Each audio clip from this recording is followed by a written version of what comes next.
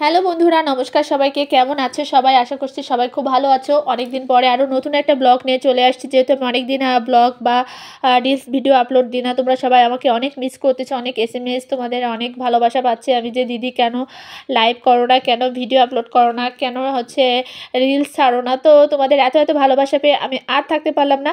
তো আর তোমাদের দাদাও আমাকে একটু বকাবকি করেছে। সব মিলিয়ে আজকে থেকে আবার নতুন ব্লগ আসবে, নতুন রিলস ভিডিও আসবে। তোমরা সবাই এই পেজের সাথেই থাকবে, প্রেমা ব্লগ 11 এই পেজেই থাকবে।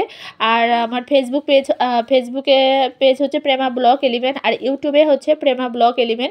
তোমরা সবাই ইউটিউবে গিয়ে একটু সাবস্ক্রাইব করে দিয়ে এসো। আর তোমাদের সকলকে অসংখ্য ধন্যবাদ আমার পাশে থাকার জন্য, আমাকে এত এত ভালোবাসা দেওয়ার জন্য।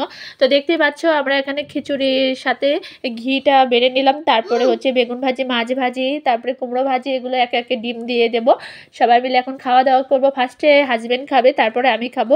তো খেয়ে কী রিয়াকশান দেয়, কেমন হয়েছে না হয়েছে। সত্যি কথা বলতে কি, শীতের রাতে খিচুড়ি, বেগুন ভাজা, ডিম ভাজা, সাথে মাছ ভাজা, কুমড়ো ভাজা, ঘি, এর ওপরে মানে এর থেকে ভালো খাবার হইতেই পারে না, হইতেই পারে না।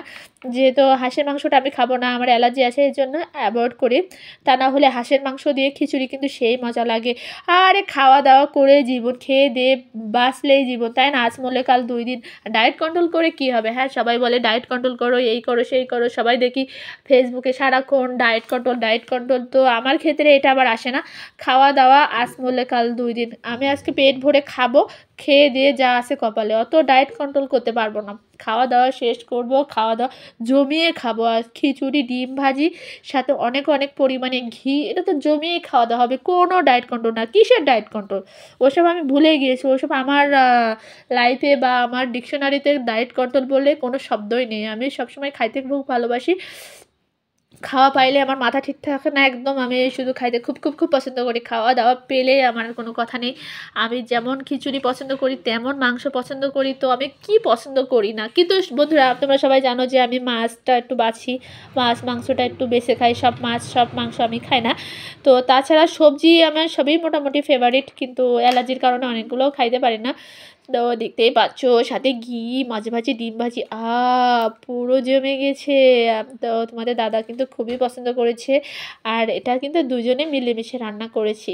তো আরও মনে করো এক্সট্রা ভালোবাসা মিলিয়ে খিচুড়িটা রান্না হয়েছে। কেমন হয়েছে তোমরা বলো তো? অসাধারণ হয়েছে খেতে। একদম সত্য কথা, এত মজা হয়েছে। তোমরা শীতের রাতে বাসায় এভাবে খেয়ে দেখো বানিয়ে। আর সাথে এত এতগুলো আইটেম রাখবে, দেখবি খিচুড়ি খাওয়ার পুরো টেস্টটাই মানে একদম চেঞ্জ হয়ে যাবে। তো বন্ধুরা, আজকে ব্লগটা তোমাদের কেমন লাগলো না লাগলো, অনেকদিন পরে ব্লগ আপলোড করলাম, তোমরা কিন্তু অবশ্যই জানাবে। যদি ভালো লেগে থাকে অবশ্যই একটা লাইক কমেন্ট শেয়ার করে দিবে। যারা নতুন সবাই আমার সাথেই থাকবে, সকলকে অসংখ্য ধন্যবাদ। তো আমি খাইতেই থাকি। আমার খাওয়া শেষ হবে না। আমি এটার পরে আরও নিব খিচুড়ি। আকাশে বাতাসে কোনো ডায়েট কন্ট্রোল মানে না আমি। শুধু খাবো খাবো খাবো, খাওয়া মিলেই জীবন। তো ওকে বন্ধুরা, ভালো থাকো সবাই, টাটা, বাই বাই।